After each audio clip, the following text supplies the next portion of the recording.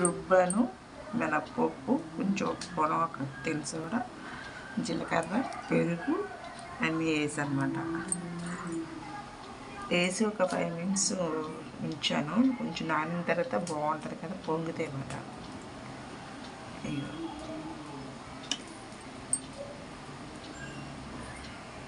ఆయిల్లో వేసాను, మరి వేస్తా విడిగా తీయలేదన్నమాట. తీయడం కాలేదు, కలుగుదాం.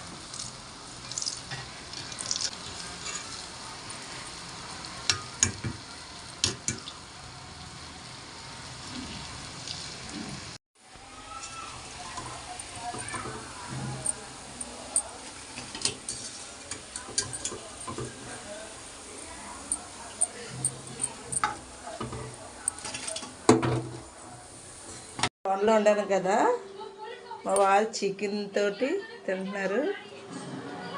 టేస్ట్ ఎలాగుందండి? వారు సూపర్గా ఉంది.